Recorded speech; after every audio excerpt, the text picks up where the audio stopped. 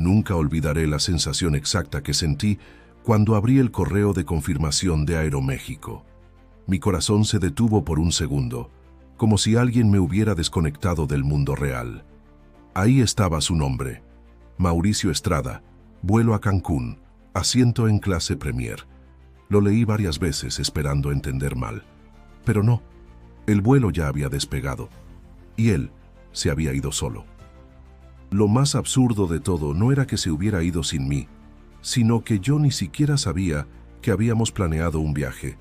No lo habíamos discutido, no había una maleta preparada para mí, ni un «oye, empaca tus cosas», nada. Y lo que terminó por romperme fue descubrir que el viaje lo había pagado con mi tarjeta empresarial. Sí, leíste bien, mi tarjeta. La que solo uso para gastos estrictamente laborales, la que está ligada a la empresa donde trabajo desde hace 6 años. Era como si todo se derrumbara al mismo tiempo: mi relación, mi estabilidad emocional y ahora también mi reputación profesional. Antes de continuar con esta historia, quiero pedirte algo importante: suscríbete al canal. Lo que estás por escuchar no es solo una traición amorosa, es una historia sobre cómo perdí todo en cuestión de horas y cómo tuve que reconstruirme desde las cenizas. Me llamo Carolina Martínez, tengo 34 años y soy gerente de finanzas en una firma tecnológica ubicada en el corazón de la Ciudad de México. Siempre he sido organizada, meticulosa, incluso diría que algo controladora, pero en el buen sentido. Desde niña me enseñaron que el orden y la responsabilidad te abren puertas, y así ha sido para mí. Cada mañana me levanto a las 5:30, preparo mi café negro sin azúcar y repaso los pendientes del día mientras desayuno frente al portátil. Mi mundo gira en torno a balances, presupuestos y reuniones interminables con ejecutivos que quieren más y más rendimiento. Pero me gusta, me hace sentir útil, competente, fuerte. Hasta hace poco pensaba que mi vida estaba más o menos bajo control. Claro, no perfecta, ¿quién la tiene?, pero al menos estable. Mauricio y yo llevábamos 5 años casados. Nos conocimos en una exposición de arquitectura cuando yo asistía como parte del equipo financiero que analizaba una inversión. Él era uno de los diseñadores invitados. Me gustó desde el primer momento. Tenía esa mezcla rara de carisma y misterio que te envuelve sin darte cuenta. Hablaba con pasión sobre sus proyectos y me hizo reír cuando me explicó por qué odiaba los edificios con ventanas chicas. Fue directo, encantador, y en menos de 2 meses ya vivíamos juntos. Al principio, todo parecía funcionar. Yo tenía mi carrera y él sus proyectos como arquitecto freelance. Aunque sus ingresos eran variables, siempre lo justificábamos con su tipo de trabajo. Esta semana no salió nada, pero el mes que entra tengo un proyecto fuerte, me decía. Y yo lo creía, confiaba en él, o quería confiar. No me di cuenta cuando empecé a hacerme cargo de todo: renta, servicios, supermercado, incluso algunas deudas que él había heredado de un negocio fallido. Me repetía que era temporal, que las cosas mejorarían. Y mientras tanto, yo seguía trabajando horas extras, ahorrando, cuidando cada peso. En la oficina todos pensaban que yo tenía una vida de ensueño, siempre bien vestida, puntual, eficiente.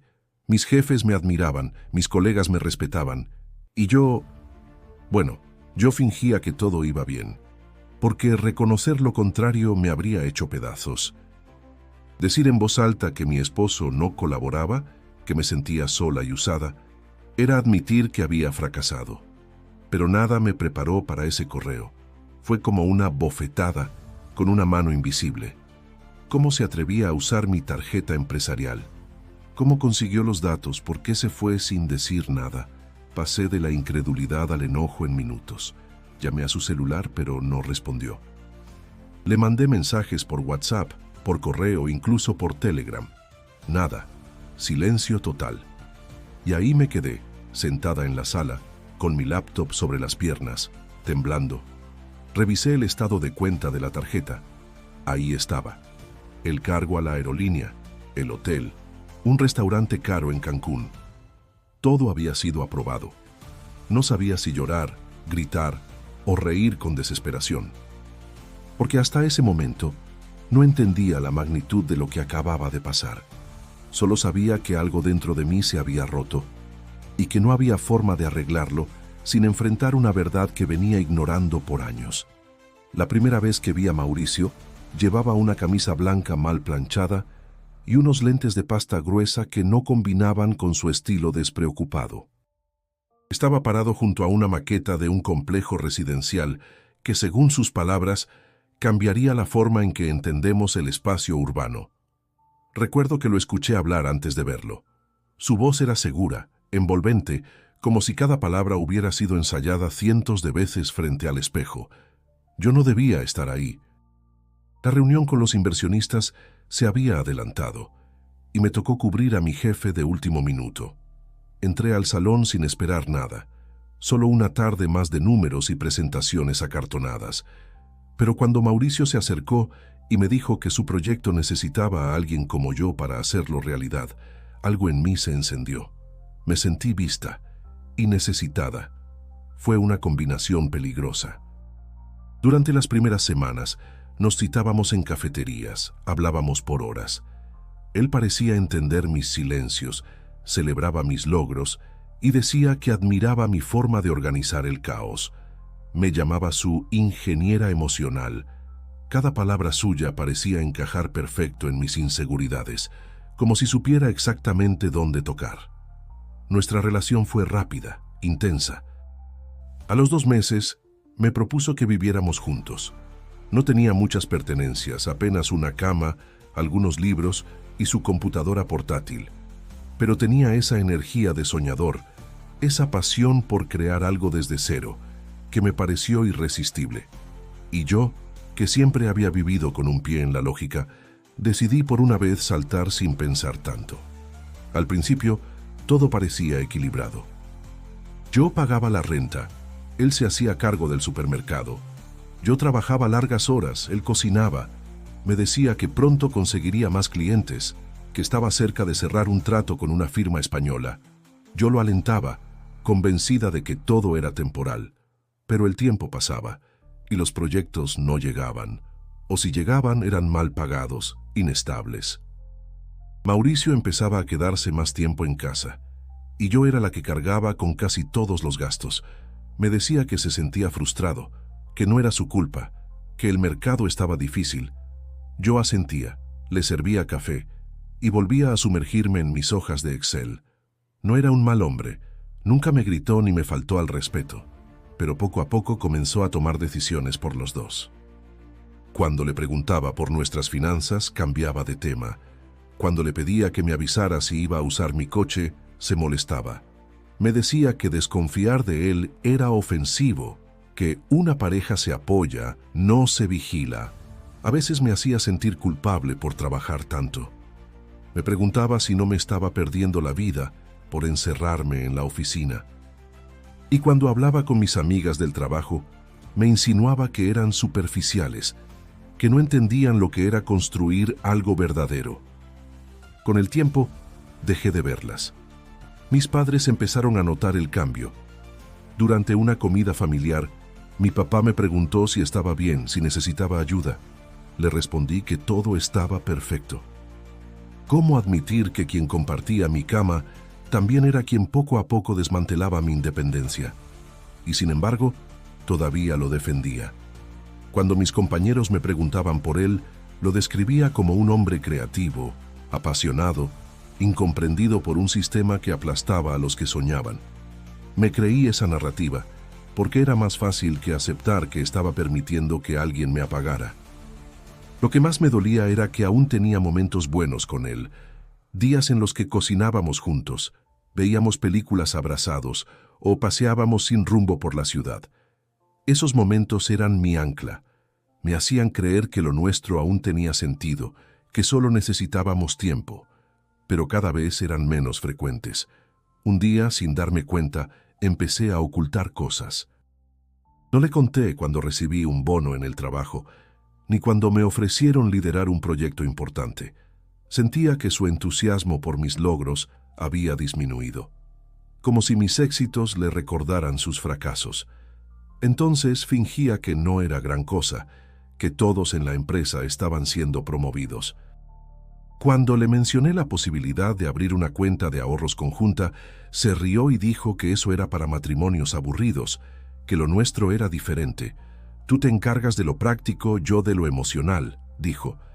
Y en ese momento, aunque no lo admití, sentí una punzada de miedo. Algo no estaba bien, pero lo amaba. Y ese amor, por muy intoxicado que estuviera, era la única excusa que tenía para no ver lo evidente. Todo comenzó una semana antes del viaje. Mauricio estaba raro, más callado de lo normal, pero con una sonrisa constante que no supe si atribuir al optimismo o a algo que no quería contarme.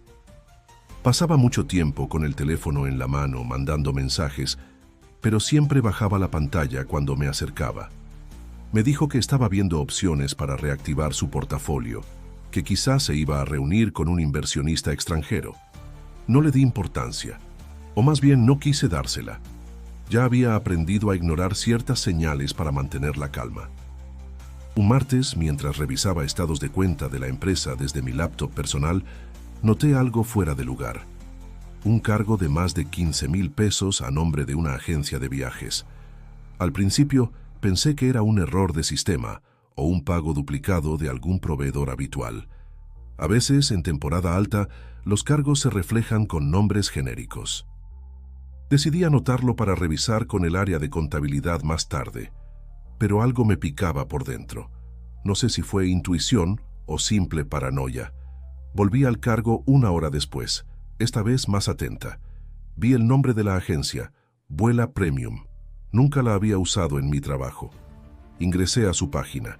Era una agencia especializada en paquetes de lujo a destinos turísticos nacionales.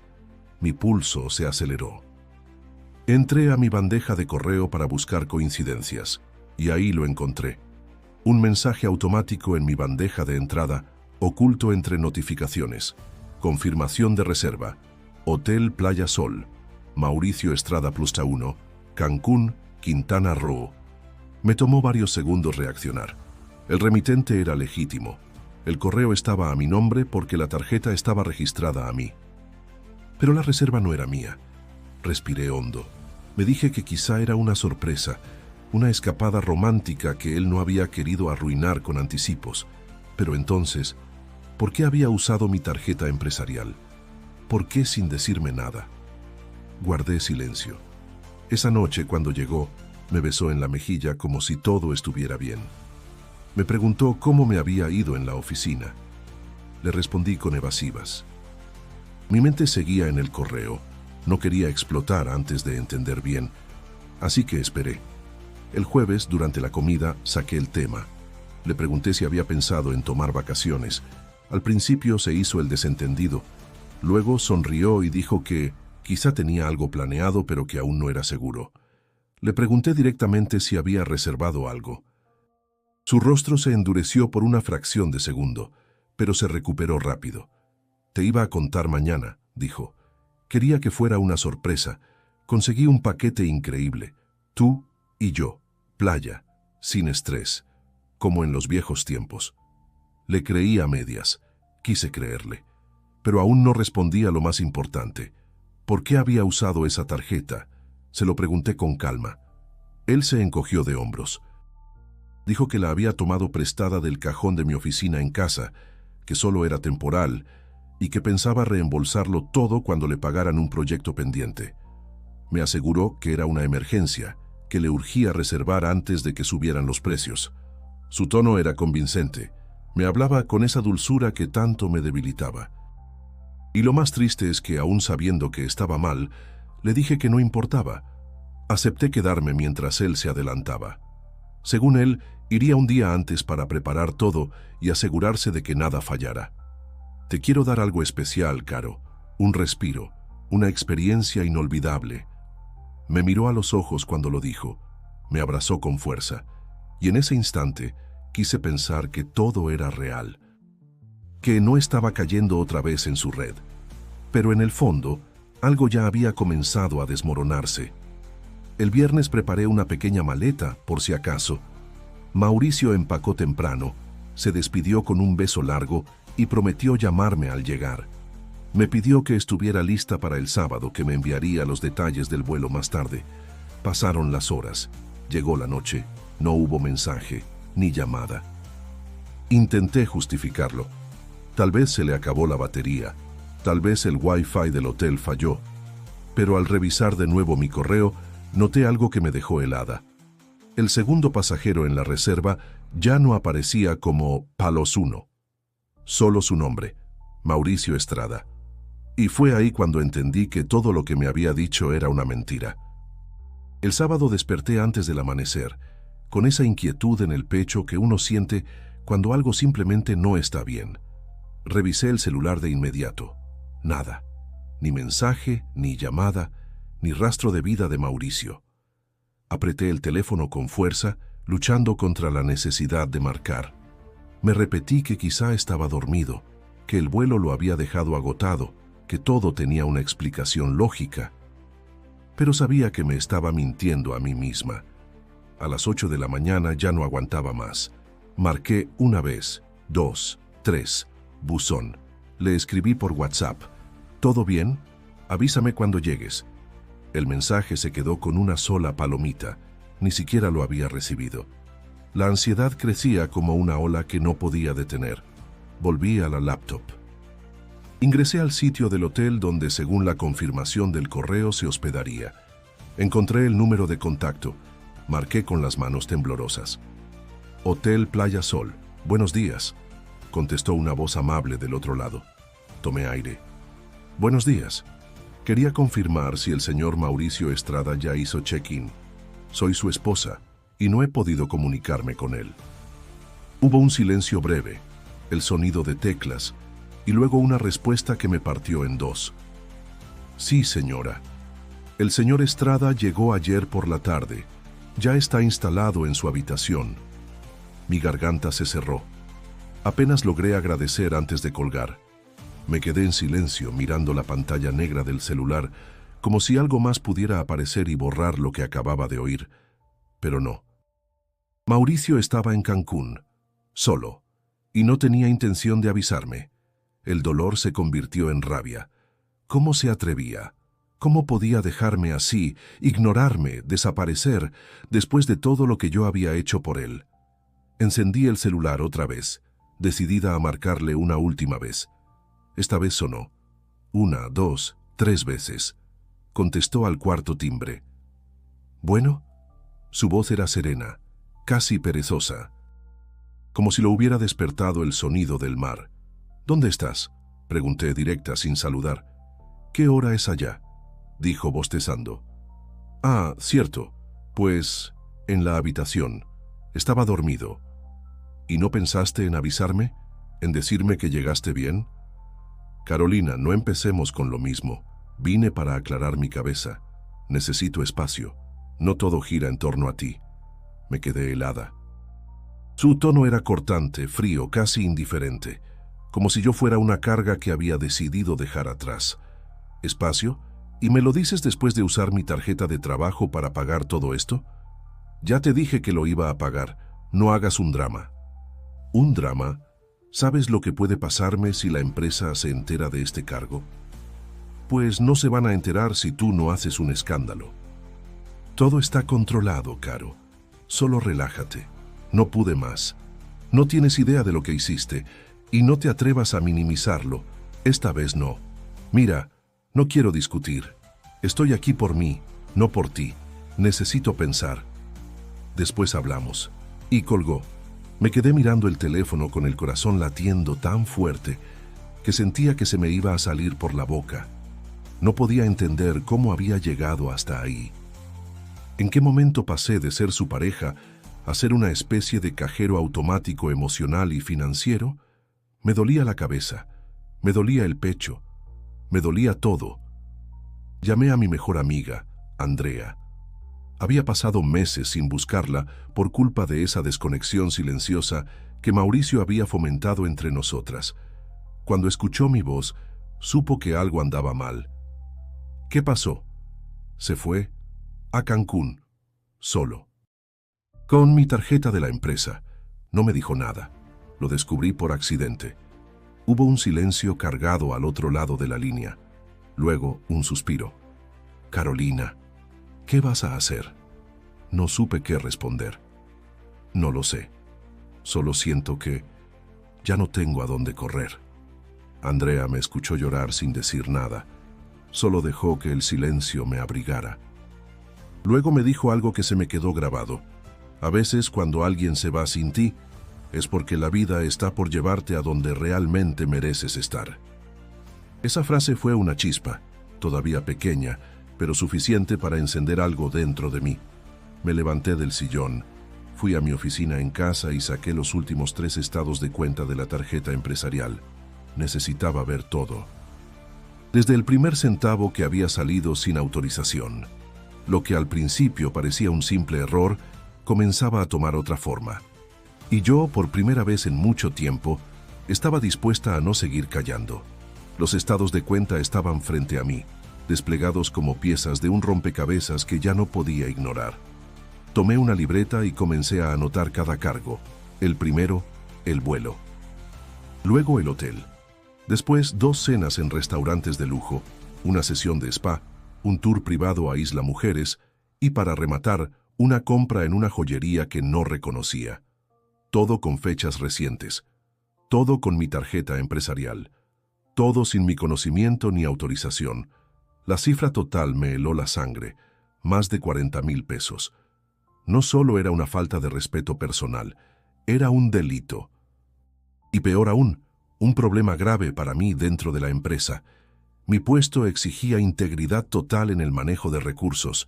No podía permitirme este tipo de errores, ni aunque hubiera sido por amor. Esa noche no dormí. Releí los correos internos de la compañía, las políticas sobre uso de tarjetas, los lineamientos éticos. Todo decía lo mismo. Cualquier desviación debía ser reportada inmediatamente. No importaba si era accidental. No importaba quién la hiciera. El silencio también era una falta grave. Si me descubrían sin haberlo reportado, yo sería considerada cómplice. La mañana del lunes me presenté en la oficina con el estómago revuelto. Entré directo a finanzas internas. Pedí hablar con Mariana, la encargada de auditorías. Le conté lo básico: movimientos extraños, posible uso indebido de la tarjeta, necesidad de investigar a fondo. No mencioné aún a Mauricio. Solo pedí que iniciaran una revisión formal. Mariana, con su tono neutro pero inquisitivo, me dijo que abrirían un caso de inmediato, que agradecían mi transparencia. Salí de ahí sintiéndome un poco más liviana, aunque la tormenta apenas comenzaba. No pasaron ni 24 horas cuando recibí un correo de Laura de Anda, mi jefa directa. Me pedía que pasara a su oficina a la brevedad posible. Sabía lo que venía. Cerré el portátil, respiré hondo y caminé con la frente en alto. Laura era una mujer imponente, siempre vestida impecablemente, con una mirada que atravesaba cualquier mentira. Me pidió sentarme. No perdió tiempo. Carolina, recibí el informe preliminar de auditoría. Aparecen movimientos inusuales vinculados a tu tarjeta corporativa. Necesito una explicación clara. Tragué saliva. No podía seguir escondiéndolo. Laura, fui víctima de un abuso de confianza. Mi esposo utilizó mi tarjeta sin permiso. Tomó los datos directamente de mi oficina en casa. Me enteré hace unos días y lo reporté de inmediato. Ella alzó una ceja. Su tono cambió, más seco. ¿Tu esposo? ¿Y cómo pudo tener acceso? Fue muy sutil. Confiaba en él. Nunca imaginé que haría algo así. Laura se quedó en silencio unos segundos. Luego se inclinó hacia adelante. Esto es muy serio, Carolina. Te aprecio como profesional. Has sido ejemplar durante años. Pero esto no se trata solo de ti. Es dinero de la empresa. Y estamos obligados a tomar acciones si no hay una solución rápida. Sentí un nudo en la garganta. Haré lo que sea necesario para remediarlo. Me haré responsable del monto si es necesario, aunque no haya sido mi culpa directa. Laura no asintió ni negó. Solo dijo: Tienes 3 días para entregarme un informe completo. Detalles, fechas, comprobantes y, sobre todo, pruebas de que no fue decisión tuya. De lo contrario, tendremos que escalar el asunto al comité legal. Me fui de esa oficina temblando. El miedo ya no era solo emocional, era institucional. Podía perderlo todo: mi empleo, mi reputación, incluso enfrentar consecuencias legales, por alguien que había dicho amarme. Llamé a Mauricio. Esta vez no contestó. Le escribí por WhatsApp: necesito hablar contigo ya. Esto no es un juego. Vio el mensaje pero no respondió. Más tarde me llegó una notificación bancaria, un nuevo cargo por más de 5,000 pesos, otra cena, otro derroche. Sentí náuseas. Le mandé un audio, sin filtros. Mauricio, basta, estás destruyendo mi vida, no solo emocionalmente, ahora también profesionalmente. Lo que estás haciendo es ilegal. Y si no detienes esto de inmediato, voy a denunciarte. No me dejas opción. Silencio. Fue en ese momento cuando lo supe con certeza. Ya no era mi esposo, era mi enemigo, alguien que había cruzado una línea sin retorno. Esa noche abrí una carpeta en mi computadora. Le puse de nombre Pruebas y comencé a guardar todo: correos, capturas, recibos, estados de cuenta. Necesitaba armar mi defensa. No por venganza, por supervivencia. No lo pensé mucho. Compré el boleto a Cancún esa misma noche, con mi tarjeta personal. No era una decisión racional, era visceral.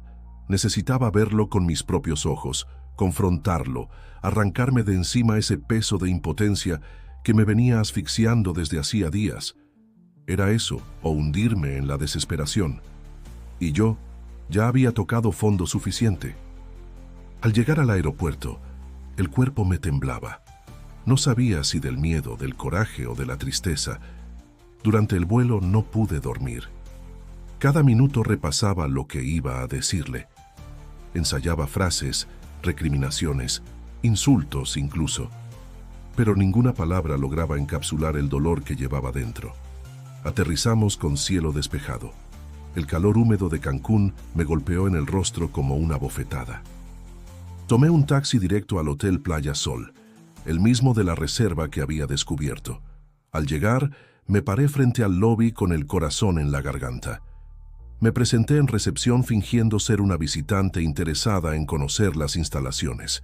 Pedí permiso para recorrer el lugar antes de hacer una posible reserva. El personal, sonriente y distraído, me dio acceso sin problemas. Lo encontré junto a la piscina, recostado en una camilla, con gafas oscuras y una bebida color turquesa en la mano. Y no estaba solo. A su lado, una mujer de cabello largo y castaño, en traje de baño blanco, reía con él como si compartieran el mejor momento de sus vidas. Ella le acariciaba el pecho. Él le susurraba algo al oído. Sentí que el piso se movía bajo mis pies. No era solo que me hubiera dejado, era que había usado todo lo que yo era, todo lo que tenía, para financiar una fantasía con otra persona. Respiré hondo, me acerqué sin pensarlo y me planté frente a él. Disfrutando, le solté sin levantar la voz, pero con una frialdad que ni yo sabía que tenía. Mauricio se quitó los lentes y se incorporó de golpe. La sonrisa se le borró de la cara. La mujer lo miró confundida. «Caro, ¿qué haces aquí?»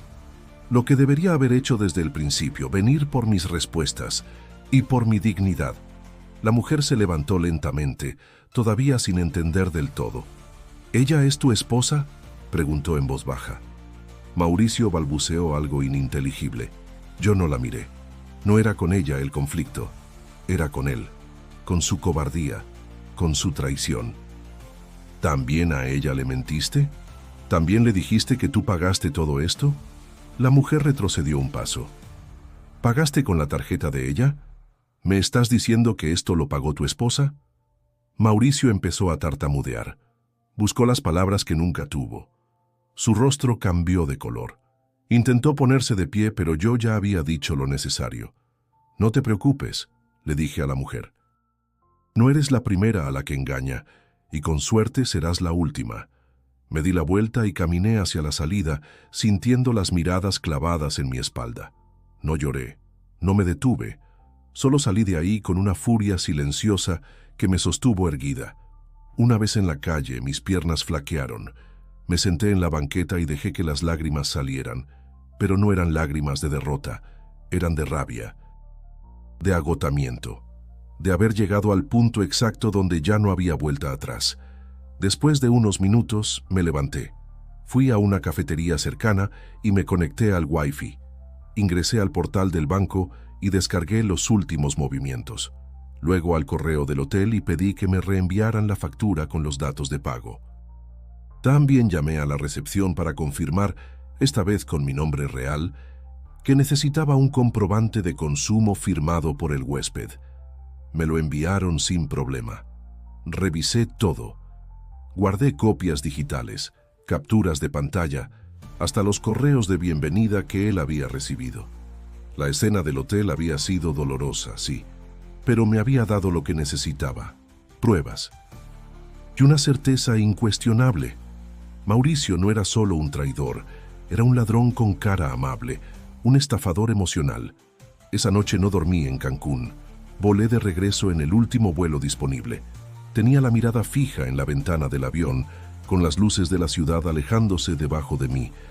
Ya no era la misma mujer que había salido de casa con el corazón roto. Ahora sabía que, aunque el camino fuera largo, no pensaba dejar que él destruyera también mi futuro. Volví a Ciudad de México con la cabeza despejada y un propósito claro: proteger mi nombre. Ya no se trataba solo de Mauricio, ni de nuestro matrimonio destruido. Ahora era mi carrera, mi integridad profesional lo que estaba en juego. Había dejado que él cruzara muchas líneas, pero esta vez la línea era legal, y no pensaba permitir que me arrastrara con él.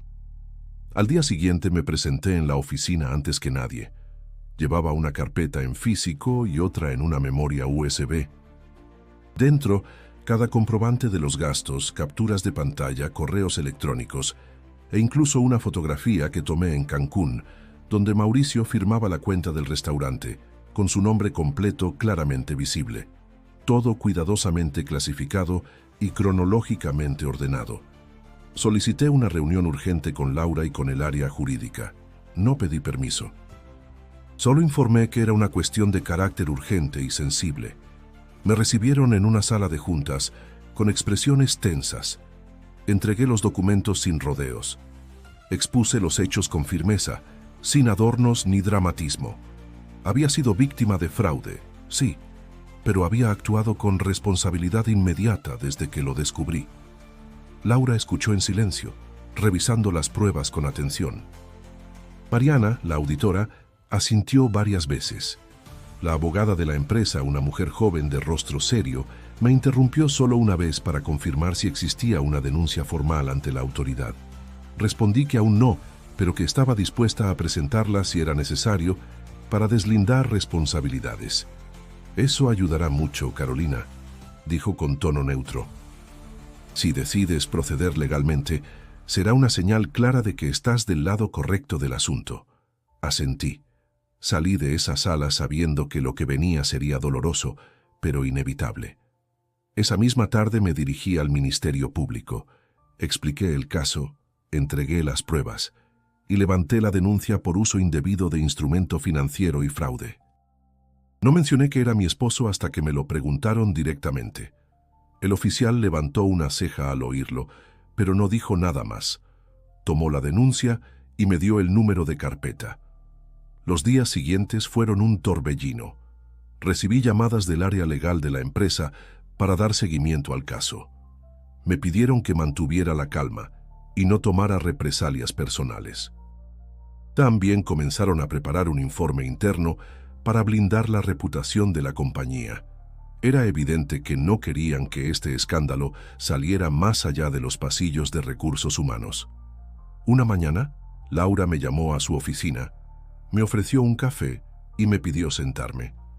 «Carolina, quiero que sepas que estamos contigo», dijo mirándome directo a los ojos. «Has sido valiente y tu transparencia ha sido ejemplar. La empresa no tomará acciones contra ti». No pude contener la emoción. Asentí, mordiéndome los labios para no quebrarme. «Gracias, de verdad. No saben cuánto significa eso para mí. Sin embargo, añadió, necesitamos cerrar esto con orden.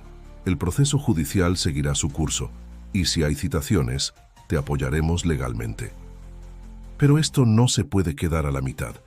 ¿Estás preparada para testificar? Tomé aire y respondí sin dudar. Sí, estoy lista. Semanas después, Mauricio fue citado. Lo notificaron en su domicilio y la noticia me llegó por correo del juzgado. No respondió de inmediato, pero eventualmente se presentó. Fue citado a declarar y lo enfrenté por primera vez desde aquel día en Cancún, pero esta vez en un entorno completamente diferente. Una sala gris, llena de carpetas, códigos y silencio tenso. Cuando lo vi entrar, supe que ya no era el mismo. Ya no era el hombre encantador que me hablaba de sueños arquitectónicos. Era solo una figura cansada, encorvada por su propia mentira. No me saludó. No me miró. Respondió las preguntas del juez con frases cortas y evasivas. Negó haber tenido la intención de causarme daño. Dijo que todo fue un malentendido entre pareja. Yo, en cambio, declaré con firmeza. Narré los hechos desde el inicio. Entregué todas las pruebas. Respondí sin temblar. Cada palabra era una forma de reconstruirme, de demostrar que no había sido cómplice, sino víctima. Al salir de la audiencia, me senté sola en una banca del pasillo. Respiré profundamente. No sentía alivio, todavía no, pero sí una certeza. Había recuperado el control. Ya no era una espectadora de mi propia desgracia. Era la autora de mi defensa. Después del juicio sentí un vacío raro. No era tristeza, tampoco alivio. Era como si mi cuerpo finalmente hubiera soltado una carga tan pesada que ahora no sabía qué hacer con tanto espacio libre. Mauricio seguía su proceso legal y yo ya no tenía que demostrar nada a nadie. Todo estaba dicho, todo documentado, todo en manos de la justicia. Por primera vez en mucho tiempo pude dormir sin sobresaltos. Me permití tomar unos días de descanso. Apagué las notificaciones del trabajo y me desconecté del mundo. Me quedé en casa con una manta, té caliente y libros que había dejado a medias. Pero el silencio también tiene su precio. Me obligó a escucharme. La primera persona con la que retomé contacto fue Andrea. No me juzgó, no me reclamó el silencio ni el abandono. Solo me abrazó cuando la vi en la cafetería donde solíamos encontrarnos, como si no hubiera pasado ni un solo día desde nuestra última charla. Hablamos de todo, menos de Mauricio. No porque lo evitáramos, sino porque por fin entendíamos que mi vida no debía girar alrededor de él. También volví a ver a mis padres. Los invité a cenar un domingo y cociné para ellos como cuando era adolescente. Mi mamá lloró al verme tan delgada. Me preguntó si necesitaba dinero. Mi papá me miró con esa mezcla de orgullo y culpa que solo tienen los hombres que sienten que no protegieron lo suficiente a sus hijas. Les dije que estaba bien, y por primera vez lo decía en serio. Con el tiempo comencé a ir a terapia. Me costó aceptarlo, pero entendí que sanar no era solo seguir adelante, sino entender por qué permití tanto. Mi terapeuta me enseñó a nombrar las cosas. Eso no fue amor, fue dependencia emocional. No fue apoyo, fue control. No fue olvido, fue abandono sistemático. Lloré en casi cada sesión, pero también reí al reconocer mi valor. Empecé a soltar culpas que no me pertenecían. En el trabajo, Laura me llamó una tarde para ofrecerme una nueva posición, líder regional de finanzas para la zona norte. Era una promoción importante, implicaba mudarme, manejar un equipo propio, tener autonomía plena. Era un reconocimiento a mi capacidad, a mi resistencia. Pero lo rechacé, no porque no lo mereciera, sino porque entendí que no necesitaba huir para empezar de nuevo. Decidí quedarme, fortalecer mis raíces, cerrar bien este capítulo antes de abrir el siguiente. Una tarde, mientras caminaba por el parque, vi a una mujer sacando a pasear un Golden Retriever viejo pero alegre. Me sonrió y el perro me olfateó la mano con confianza. Ese mismo día fui a un refugio y adopté a una perrita mestiza, peluda y con mirada noble. La llamé Mila. Dormía a mis pies, Me seguía por toda la casa, y con su presencia me recordaba que hay lealtades simples, puras, que no piden nada a cambio. Empecé también a escribir. Primero eran notas sueltas en una libreta, pensamientos, frases, reflexiones. Luego se convirtieron en textos más largos. Decidí abrir una cuenta anónima en redes donde hablaba de abuso financiero en relaciones de pareja. Pronto comenzaron a llegar mensajes de mujeres que pasaban por lo mismo. Me leían, me agradecían, compartían sus historias. Sentí que mi dolor no había sido en vano. Una noche me encontré leyendo mis propios textos y me sorprendí. Esa voz fuerte, clara, empática, era la mía, la de una mujer que había tocado fondo y decidió escalar sin mirar atrás. La de alguien que por años vivió para sostener a otro y ahora se aprendía a sostener sola. También cambié cosas pequeñas. Redecoré mi departamento, cambié las cortinas, regalé la vajilla que habíamos comprado juntos, pinté las paredes de colores cálidos. Cada cambio era una forma de decir, esta es mi casa, mi vida, mi historia, sin fantasmas. Poco a poco, el miedo dejó de gobernarme. Ya no me despertaba con el corazón acelerado. Ya no revisaba compulsivamente los movimientos bancarios. Ya no saltaba cada vez que sonaba el teléfono. Recuperé la paz. Y con ella, algo aún más valioso. El deseo de volver a confiar, no en otros, sino en mí. Porque entendí que lo más importante que había perdido no era a Mauricio, era a mí misma, y ahora me estaba reencontrando. Fue un jueves por la tarde cuando recibí la llamada. Una voz desconocida me informó que Mauricio quería verme. Llevaba meses sin saber de él directamente, más allá de las notificaciones legales que ocasionalmente llegaban a mi correo. Dudé. Mi primer impulso fue negarme, pero algo en mi interior me dijo que necesitaba cerrar esa puerta de una vez por todas. Acepté, con la condición de que el encuentro fuera breve y en un lugar neutral. Él aceptó, y días después, allí estaba yo, sentada frente a él, separados por una mesa fría, con un guardia discretamente cerca. Mauricio no era el hombre que yo recordaba. Se veía cansado, más delgado, las manos inquietas. Cuando me miró, vi en sus ojos el peso de todas sus decisiones. No sentí lástima ni rencor. Solo una extraña distancia. Era como ver a un desconocido. «Gracias por venir», dijo bajando la mirada. «Sé que no tengo derecho a pedir nada, pero necesitaba decirte algo en persona». No respondí. Esperé. Dejó que el silencio se extendiera, como si buscara las palabras correctas y no las encontrara. Finalmente suspiró. «Lo arruiné todo, Carolina. No solo contigo, con todo. Perdí a mi familia, mi trabajo, mi dignidad. Pensé que podía controlarlo, que todo se arreglaría si te convencía de esperar un poco más, si lograba ese último proyecto, ese último golpe de suerte. Pero solo seguí hundiéndome y te llevé conmigo. No quiero excusas, solo quiero pedirte perdón». Su voz era temblorosa. Esperaba una reacción mía, una respuesta compasiva, algún gesto de consuelo. Pero no podía dárselo, no después de todo lo que pasó. «Sé que perdiste mucho», le dije sin dureza, pero firme, «pero yo también. Perdí mi paz, mi confianza, mis amigos, mi sentido de seguridad. Me costó mucho volver a encontrarme.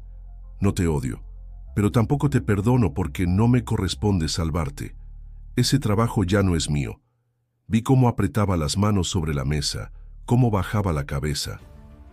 No buscaba castigarle, solo decir la verdad, esa verdad que me había negado durante años por miedo a estar sola. «Espero que encuentres tu camino», añadí, «pero el mío ya no te incluye». Él asintió en silencio. Me pidió disculpas una vez más. No hubo lágrimas, ni promesas, ni súplicas, solo dos personas reconociendo la ruina, una cada quien desde su lado. Cuando terminó la breve charla, me levanté y me marché sin mirar atrás. Al cruzar la puerta sentí que por fin había dejado todo el pasado en ese cuarto. Una parte de mí, por fin, se sintió libre. Esa noche, de regreso en casa, Saqué una caja de recuerdos que había guardado al fondo del closet. Había fotos, cartas, boletos de conciertos, objetos pequeños que antes guardaba como tesoros. Los fui sacando uno a uno, recordando la persona que fui, los sueños que compartimos y la lenta transformación de ese amor en algo que ya no era mío. Quemé algunas cartas, tiré otras cosas a la basura. No fue un acto de venganza, sino de liberación. Era necesario hacer espacio para lo que venía. Mila, mi perrita, me acompañó todo el tiempo moviendo la cola, olfateando curiosa los restos de un pasado que ya no nos pertenecía. Cuando terminé, la abracé con fuerza.